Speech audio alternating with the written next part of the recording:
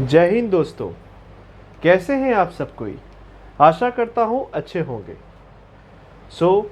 मैं आपका विश्व आप सभी के समक्ष रेडी हूँ फंडामेंटल राइट्स के नेक्स्ट वीडियो के साथ। इससे पहले वीडियो में मैंने आपसे बेसिक एसेंस ऑफ कॉन्स्टिट्यूशन को समझाया था और फंडामेंटल राइट्स का इम्पोर्टेंस समझाया था कि उसकी इम्पोर्टेंस हमारे लिए क्यों है। केवल इम्पोर्टेंस समझने के साथ साथ हमें एक एक आर्टिकल्स पे भी कमांड होनी चाहिए सो दैट हर एक सिटीजन को आइडिया हो कि फंडामेंटल राइट्स का इम्पोर्टेंस उनके लाइफ में कितना ज़्यादा है और उसका प्रैक्टिकल एप्लीकेशन हम कैसे समझेंगे। विद दिस ऑब्जेक्टिव मैं आज स्टार्ट करने वाला हूं आप सभी के लिए the first and the most important concept of fundamental rights, that is the article 12 of the constitution.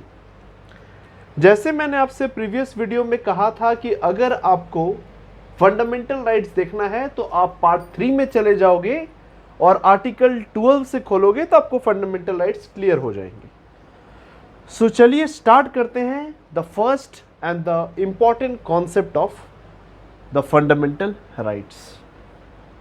देखिए दोस्तों, आर्टिकल 12 टू आर्टिकल 35 में फंडामेंटल राइट्स मेंशन्ड है, बट कुछ आर्टिकल्स ने क्रिएट किया है कुछ ऐसे बेसिक माहौल को जिसको यूज करना ज़रूरी है अगर फंडामेंटल राइट्स को आप बेटर समझेंगे।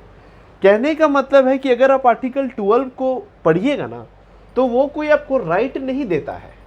आप बोलिएगा कि आपने तो कहा था विश्वा कि हर एक आर्टिकल में आपको फंडामेंटल राइट मिलेगा। जी, पार्ट 3 में आर्टिकल 12 से आर्टिकल लेके 35 तक फंडामेंटल राइट्स कहलाती है, बट सब आर्टिकल्स ज़रूरी नहीं है कि वो फंडामेंटल राइट दे। कुछ आर्टिकल्स कुछ बेसिक कॉन्सेप्ट्स को डिस्कस करते हैं जिसके कारण आपको ये क्लियर हो जाए कि फंडामेंटल राइट्स आपको किसके अगेंस्ट बचाने वाले हैं। आर्टिकल 12 हमें यही बताता है कि जो फंडामेंटल राइट्स आपको दिए जा रहे हैं वो किस के अगेंस्ट दिए जा रहे हैं, सो दैट अगर कहा जाए कि भाई ये अगर मेरे साथ कुछ गलत करे तो मैं कोर्ट के पास जा सकता हूं। कौन गलत करे यही बताएगा आर्टिकल 12। तो आर्टिकल 12 एक बहुत इंपॉर्टेंट कॉन्सेप्ट को डिस्कस करता है जिसका नाम है state.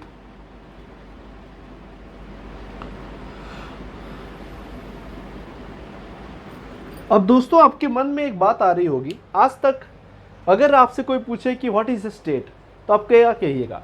State is a geographical boundary which is ruled by a particular government and has a definite territory. यही कहिएगा। जैसे स्टेट ऑफ झारखंड हो गया, स्टेट ऑफ एमपी हो गया, स्टेट ऑफ आंध्र प्रदेश हो गया। बट दोस्तों, आर्टिकल 12 के अंदर जो स्टेट है वो एक अलग स्टेट की बात होती है। वो किसी स्टेट गवर्नमेंट की बात नहीं होती है, बट एक बहुत ह्यूज कॉन्सेप्ट की बात होती है जिसको हम डिटेल्स में आज समझेंगे। आर्टिकल 12 को समझने से पहले हमें एक इंपॉर्टेंट बेसिक्स जानना जरूरी है अगर आप इस आर्टिकल 12 को अच्छे से समझना चाहते हैं। ठीक है, देखिए दोस्तों, किसी भी देश को रूल करने के लिए ना स्पेशली 3 टाइप ऑफ इंस्टीट्यूशंस की जरूरत होती है। जो 3 इंस्टीट्यूशंस होती हैं उसे हम पहला कहते हैं लेजिस्लेचर,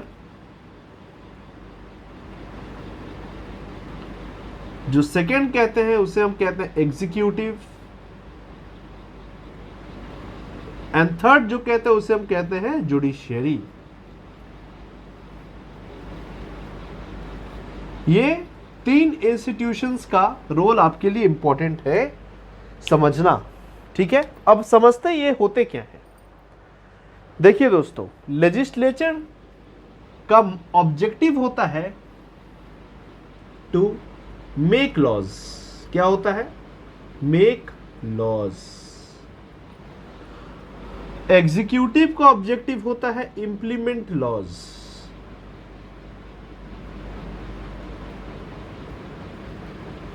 एंड जुडिशियरी का ऑब्जेक्टिव होता है इंटरप्रेट लॉज।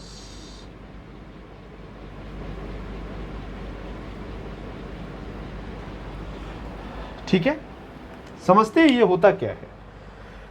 हमारे देश में जो भी कानून बनाए जाते हैं ना, वो लेजिस्लेचर बनाती है। अब आप पूछिएगा कि लेजिस्लेचर तो मैंने आज तक सुना नहीं, ये लेजिस्लेचर होता क्या है? देखिए दोस्तों, लेजिस्लेचर का मेन जो कॉन्सेप्ट होता है, जो हम सुनते हैं, मैं उस तरह से आपको समझाऊंगा कि आप जो रियल लाइफ में सुनते हैं वो आप समझ पाए। लेजिस्लेचर में आ जाती है आपकी पार्लियामेंट। सेंट्रल लेवल पे कौन हमारी कानून बनाती है? पार्लियामेंट। एंड स्टेट लेवल पे कौन बनाती है? विधान सभा प्लस विधान परिषद। ठीक है, ये प्लस भी होती है या और भी होती है। इसका मतलब क्या कि सेंट्रल कानून, सेंट्रल लेवल पे कानून बनाने वाले कौन है? पार्लियामेंट।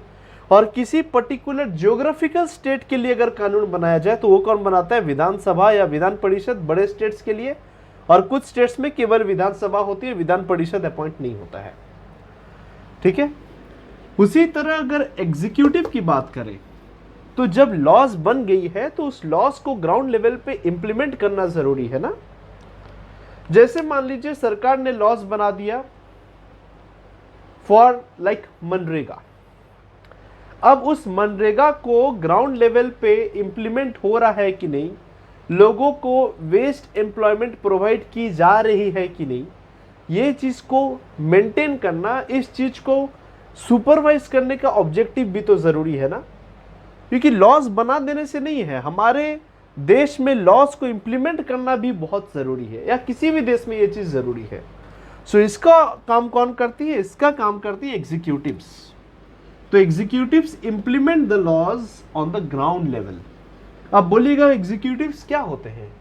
सो एग्जीक्यूटिव के फर्दर दो टाइप्स होते हैं दोस्तों। क्या होते हैं? दो टाइप्स। फर्स्ट टाइप, इसे हम लोग बोलते हैं temporary executive, what we refer as temporary. And second होते हैं परमानेंट। अब आप पूछिएगा ये क्या होता है? देखिए दोस्तों, नाम है टेम्पररी। टेम्पररी मतलब होते हैं कि जो भी हमारे मिनिस्टर्स होते हैं, जो कि इलेक्शंस के थ्रू एक टेन्योर के लिए इलेक्ट होते हैं, उनका एक पीरियड होता है ना 5 साल। वो 5 साल तक हमारे लिए काम करते हैं, एक कंस्टिट्यूएंसी को हेड करते हैं और उसमें लॉस को इंप्लीमेंट करते हैं। सो इनका टेन्योर क्या होता है? लाइफ टाइम टेन्योर नहीं होता है, till it enjoys the confidence of the people. जब तक लोगों को भरोसा है कि ये जो हमने पॉलिटिशियंस को, मिनिस्टर्स को अपने लिए इलेक्ट किया है, वो अगर हमारे लिए अच्छा लॉज बना रहे हैं, तब तक इनकी बोली बाली चलती है। इसके बियॉन्ड अगर नहीं होते हैं तो गवर्नमेंट गिर जाती है।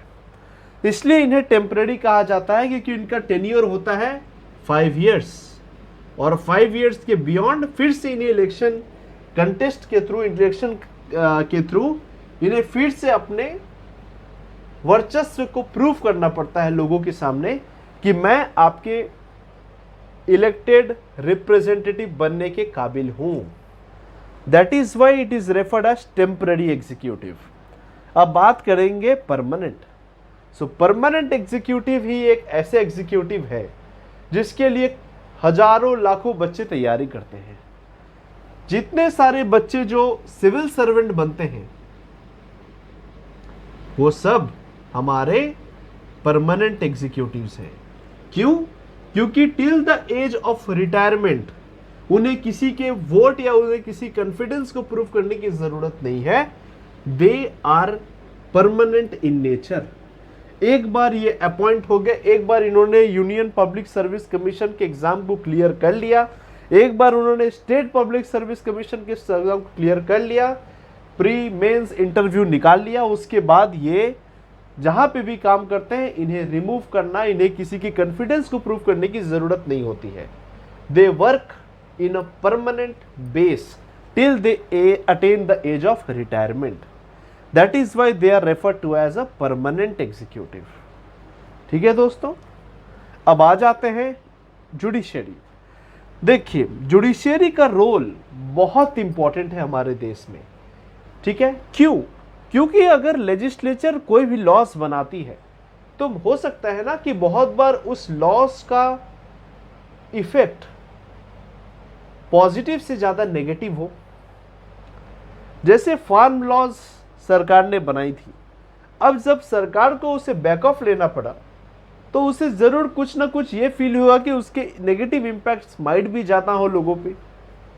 सब जब कोई भी सरकार किसी भी कानून को बनाती है, सो उसको एनालाइज करना, उसको इंटरप्रेट करना, उसका वैल्यू अप्रेजल करना कि ये लॉ कॉन्स्टिट्यूशनल है या नहीं, ये लॉ संविधान के वैल्यूज को फुलफिल करता है या नहीं, ये काम किसका है? ये काम है जुडिशरी का। दैट इज, जुडिशरी को इसलिए हम एक बहुत इंपॉर्टेंट नाम देते हैं, is the custodian of constitution of India. आपको याद होगा, अगर आपने पिछला लेक्चर किया होगा तो मैंने आपसे कहा था कि फंडामेंटल राइट्स को गारंटी प्रोवाइड करवाना किसका काम है? कॉन्स्टिट्यूशन का। और ये पावर कॉन्स्टिट्यूशन ने किसको दिया है? सुप्रीम कोर्ट को डायरेक्टली दिया है कि जब भी फंडामेंटल राइट्स वायोलेट हों तब आप डायरेक्टली सुप्रीम कोर्ट के पास जा सकते हैं। That is why custodian of the constitution जो होती है वो होती है जुडिशरी। क्यों? Because it tries to interpret the laws which is formulated by the legislature. अगर ये लॉज कॉन्स्टिट्यूशनल है तो जुडिशरी बोलेगा गो ऑन, अगर लॉ कॉन्स्टिट्यूशनल नहीं है तो जुडिशरी उसे डिक्लेयर करेगा अल्ट्रा वायर्स। ये सब टर्म्स याद रखिएगा पेपर्स में लिखने के लिए। इसे डिक्लेयर करेगा अनकॉन्स्टिट्यूशनल।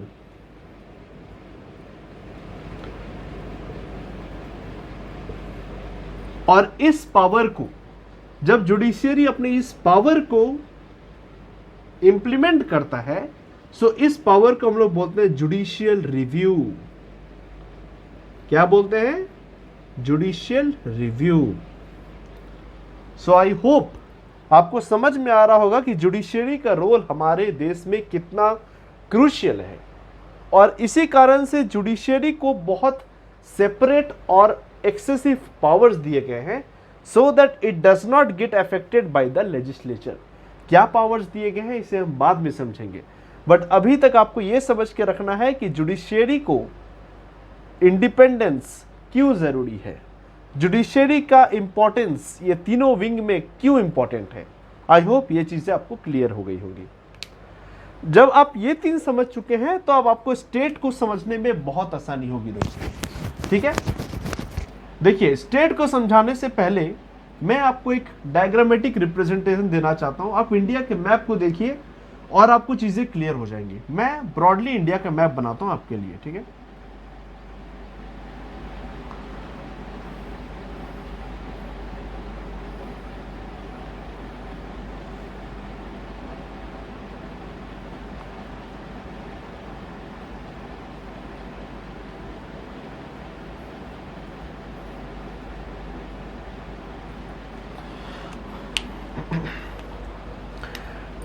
देखिए दोस्तों,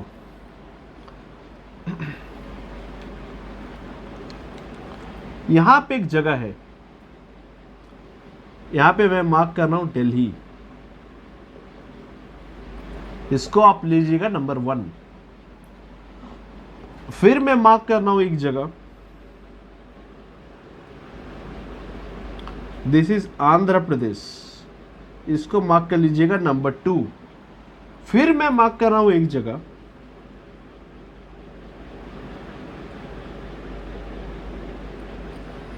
इसको मैं लिख रहा हूं नंबर 3, और एक अलग से एक डिवीजन लिख रहा हूं मैं नंबर 4। सो स्टेट को अगर डिफाइन करेंगे हम लोग तो स्टेट हो जाएगा 1 + 2 + 3 + 4। ये एक बेसिक फॉर्मूला को आप याद रखिएगा। अब आपके मन में आ रहा होगा ये क्या बना दिए भाई, ये 1 2 3 4 है क्या? अब आपको मजा आएगा समझने में दोस्तों। देखिए 1 को मैंने क्या बनाया है, दिल्ली बनाया है। दिल्ली मतलब क्या है, दिल्ली सेंटर। दिल्ली क्या है, सेंटर। मतलब यहां पे जो सेंट्रल गवर्नमेंट है उसका बेस कहां है, दिल्ली। अब सेंटर पे दो चीजें आएंगी, यहां से आपने पढ़ा है विंग्स को, क्या आएंगी, लेजिस्लेचर आएंगी और एग्जीक्यूटिव आएंगे। अभी मैं जुडिशरी नहीं लिख रहा हूं, ये मैं क्लियर करूंगा कि यहां पे मैं जुडिशरी क्यों नहीं लिख रहा हूं। लेजिस्लेचर और एग्जीक्यूटिव आएंगे। अब लेजिस्लेचर सेंट्रल पे कौन है, पार्लियामेंट, सो ये पार्लियामेंट हो जाएगा आपका सेंट्रल पे। और एग्जीक्यूटिव कौन है, एग्जीक्यूटिव होते हैं council of ministers headed by prime minister. So prime minister और उनके जो काउंसिल ऑफ मिनिस्टर्स होते हैं, जो कैबिनेट मिनिस्टर्स होते हैं, ये सब आ जाता है सेंट्रल लेवल पे। I hope this is clear. जिससे हम लोग एग्जीक्यूटिव्स को हम लोग क्या बोलते हैं, सेंट्रल गवर्नमेंट। इसे ही हम सेंट्रल गवर्नमेंट बोलते हैं। सो पहला जो डिवीजन है उसमें दो चीजें आई, central legislature that is parliament and central government that is executive which consist of council of minister headed by the prime minister. I hope ये क्लियर होगा आपको। अब सेकंड देखिए दोस्तों, सेकंड मैंने क्या बनाया है, एक स्टेट बनाया। कौन सा स्टेट बनाया, आंध्र प्रदेश बनाया है। अब आंध्र प्रदेश लेवल पे भी क्या होगी, लेजिस्लेचर होगी और एग्जीक्यूटिव होगी। क्या होगी, लेजिस्लेचर होगी प्लस एग्जीक्यूटिव होगी। अब लेजिस्लेचर है तो स्टेट लेवल पे लेजिस्लेचर कौन होते हैं, स्टेट लेवल पे होते हैं विधानसभा या विधान परिषद। तो हम मान लेते हैं विधानसभा है, ठीक है। विधानसभा यहाँ पे स्टेट के लिए लॉज बनाएगी। और एग्जीक्यूटिव लेवल्स पे कौन होगी, स्टेट गवर्नमेंट होगी। कौन होगी, स्टेट गवर्नमेंट। उसका काम क्या होगा, उसमें कौन कौन आएंगे, उसमें आएंगे council of minister headed by chief minister. State government के कौन हेड होते हैं, चीफ मिनिस्टर हेड होते हैं, ठीक है। अब मैंने 3 बनाया, इस स्टेट के अंदर मैंने एक 3 से बनाया। ये 3 क्या है, ये है लोकल गवर्नमेंट। अब लोकल गवर्नमेंट का कॉन्सेप्ट बाद में आया था, कब आया था ये सब चीजें हम बाद में डिटेल्स में समझेंगे। बट लोकल गवर्नमेंट के 2 कंपोनेंट्स होते हैं, एक ग्राम लेवल पे या मतलब विलेज लेवल कह सकते हैं, और एक होते हैं टाउन लेवल पे। तो जो भी आपके विलेज लेवल पे, फॉर एग्जांपल ग्राम सभा, विलेज पंचायत, ठीक है, पंचायत समिति, ये सब चीजें आ गई विलेज लेवल पे। टाउन लेवल पे आते हैं नगर पंचायत, म्यूनिसिपल काउंसिल और म्यूनिसिपल कॉरपोरेशन। ये सब भी तो क्या है, ये सब भी बॉडीज है, क्या है, गवर्नमेंट बॉडीज है जो कि लोकल गवर्नेंस को मेंटेन कर रही हैं। और ये जो 4 है, ये 4th क्या है, इसको हम यहां देखते हैं दोस्तों, ठीक है। ये 4th जो है, ये 4th बोलता है ऑल ऑथोरिटीज। क्या है, all authorities which are controlled by government, controlled by government. अब आप बोलिएगा ये क्या चीज है, इसका मतलब कोई भी ऐसी इंस्टीट्यूशन या संस्थान जिसमें गवर्नमेंट ऑफिशियल्स का कंट्रोल है, गवर्नमेंट का कंट्रोल है, उसे हम कहते हैं all the authorities which are control. इसमें क्या क्या आ जाएंगे, एग्जाम्पल के लिए लिस्ट बहुत लंबी है इसकी, बट कुछ एग्जाम्पल्स आप समझिए। यूपीएससी सेंटर का कंट्रोल है, गवर्नमेंट का कंट्रोल है। CBI central vigilance commission, intelligence bureau, ठीक है। उसके बाद आप मान लीजिए जो भी हैं आपके bodies, for example like national human rights commission, ठीक है। और अगर आप बोलना चाहते हैं फॉर एग्जांपल मान लीजिए और कौन सा आपके ऑर्गेनाइजेशन आ सकते हैं इसमें, आप खुद सोचिए। सीबीआई हो गई, आईबी हो गई, इंटेलिजेंस ब्यूरो हो गई। उसके बाद एनफोर्समेंट डायरेक्टरेट, ईडी, आप बहुत सुनते हैं आजकल न्यूज में चल रही है ईडी। ये सब ऑथोरिटीज क्या है, कंट्रोल बाय द गवर्नमेंट है। सो ये सारे डिविजन्स को मिला के द कॉन्सेप्ट ऑफ स्टेट बनता है। अब जब कॉन्स्टिट्यूशन को खोल के आप याद से देखिएगा और जब आप पढ़िएगा आर्टिकल 12 को, तो आपको पता होगा उसमें मेंशन्ड है the central legislature and the central government plus the state legislature and the state government plus the local government plus all the authorities which are controlled by the government makes up the state. So state का मतलब यह है कि इसमें ये सारे divisions आ जाएंगे। अब आप हमसे कहिएगा कि सर आपने जुडिशियरी को क्यों यहां पे नहीं लिखा। देखिए दोस्तों, अगर मैं जुडिशियरी को स्टेट का पार्ट बना दूं तो क्या हो जाएगा, अनर्थ हो जाएगा। क्यों? क्योंकि अगर स्टेट गवर्नमेंट का ही दोस्त जुडिशियरी बन जाए तो लेजिस्लेचर को रिव्यू करने में ये सक्सेसफुल हो पाएगा क्या? जब इसकी इंडिपेंडेंस ही नहीं रही, जब ये खुद स्टेट के अंदर आ गए, तो इनकी डिसीजन मेकिंग, इनकी जुडिशियल रिव्यू कभी भी अनबायस्ड हो पाएगी क्या? आप खुद सोचिए। दैट्स वाई जुडिशियरी जब जस्टिस डिलीवरी करता है तब वो स्टेट का पार्ट नहीं होता है। बट जब जुडिशियरी का कुछ काम क्या होता है, एडमिनिस्ट्रेटिव काम भी होते हैं। क्या होते हैं? एडमिनिस्ट्रेटिव काम भी होते हैं, जो जिस काम के कारण वो गवर्नमेंट को कुछ हेल्प करता है डिसीजन मेकिंग में। सो जुडिशियरी के अगर दो फंक्शंस देखें, पहला होता है judicial function that is delivering the justice and second is administrative person. So अगर जुडिशियल फंक्शंस की बात करें तो judiciary is not a part of the state, but if administrative functions की बात करें तो judiciary is a part of the state. That is why state के डेफिनेशन में मैंने ये तीन विंग्स को समझा तो दिया, बट यहां पे मैंने क्या नहीं लिखा आपको, यहां पे मैंने जुडिशियरी नहीं लिखा। आई होप आप समझ रहे होंगे क्यों। क्योंकि जब जुडिशियरी स्टेट के अंदर आ जाएगा तो जुडिशियरी का जो रोल है टू रिव्यू द लेजिस्लेचर वो कर ही नहीं पाएगा। उसको इंडिपेंडेंट रहना, उसको अलग रहना है from the state in order to deliver justice, in order to uphold the constitution. I hope ये बेसिक एसेंस आपको क्लियर होगा। अब इसके बियॉन्ड एक फर्दर चीज मैं आपको बता दूं, मैंने आपको कहा था ना कि आर्टिकल 12 टू आर्टिकल 35 जो होता है वो क्या डील करता है, वो डील करता है फंडामेंटल राइट्स। बट इसमें तो कोई फंडामेंटल राइट मैंने नहीं बताया, बट मैंने आपको इस आर्टिकल के थ्रू ये बताया कि फंडामेंटल राइट्स को वायोलेट करने का जो चांस है वो किसके अंदर होता है, वो लेजिस्लेचर के अंदर होता है। वो किसके अंदर होता है, एग्जीक्यूटिव।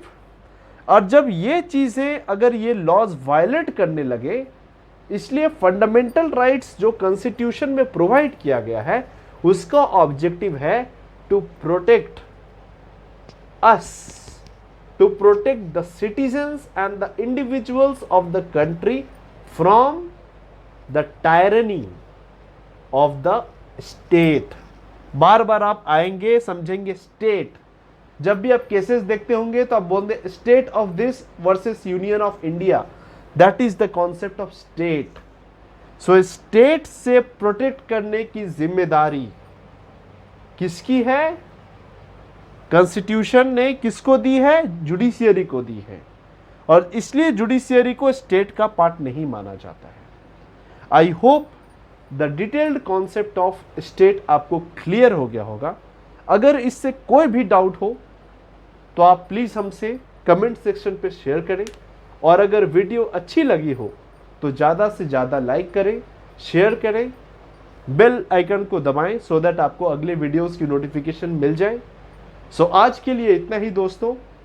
प्लीज़ अपना ख्याल रखिएगा, अच्छे से रहिएगा और खुश रहिएगा। जय हिंद दोस्तों, गुड नाइट, टेक केयर, नमस्ते।